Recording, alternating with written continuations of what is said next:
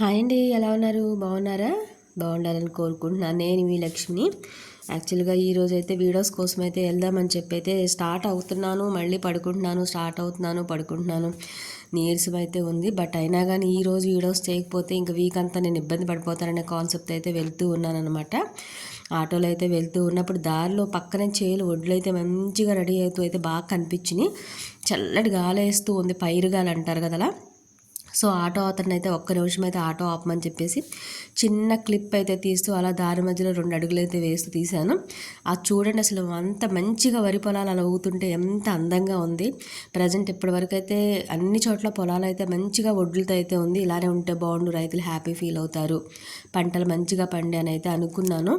Next అక్కడి నుంచి దగ్గరలో ఉన్న నియర్ బై ఒక కాలనీకి అయితే వెళ్ళాను అనమాట. ఎక్కువ జర్నీస్ అయితే చేయలేక అక్కడ ఎంట్రన్స్లోనే ఆటో దిగి లోపలికి వెళ్తున్నాను లేదో కరేపాకు మొక్క, జామ మొక్క అవైతే కనిపించినాయి.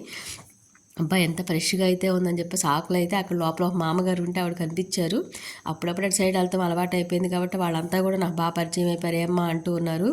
ఇంకా ఆవిడైతే పలకరిస్తుంటే ఆవిడతో పలకరిస్తా, బాగున్నారా మా అమ్మ అంటూ ఆ కరేపాకు అయితే కోసుకున్నాను. అక్కడ ఇంకో ఆవిడ ఉన్నారన్నమాట, ఆవిడ కూడా పలకరిస్తున్నారు, ఏమ్మా ఈ మధ్య రాలేదు, చాలా రోజులు అయింది అంటూ. అవునవును అన్నాను. వాయిస్ అయితే కొంచెం డిఫరెంట్ ఉందని, ఏమ్మా హెల్త్ బాగాలేదా అని అడుగుతున్నారు. కొంచెం ఇట్లా అన్కంఫర్టబుల్ ఉంది, వచ్చాను అని చెప్తున్నా. భోజనం చేశారని అడుగుతున్నాను అనమాట. నేనైతే ఇప్పుడు ఈ టైంలో 2:30 అట్లా అయితే అయిందనమాట. సో ఇంకా ఆవిడని కూడా పలకరించేసి అలా స్లోగా చూసుకుంటూ వెళ్దాము.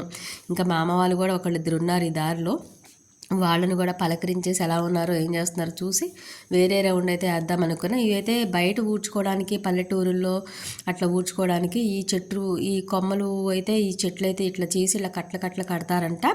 ఇవైతే అన్నీ కట్టుకుని ఇట్లా ఎండబెట్టుకుని ఉన్నారు. ఇవి ఏ మొక్కలంటే చేలమ్మడి గట్లమ్మటి ఉంటాయమ్మా అని చెప్పారు. ఇదైతే మీతో షేర్ చేసుకుంటాను.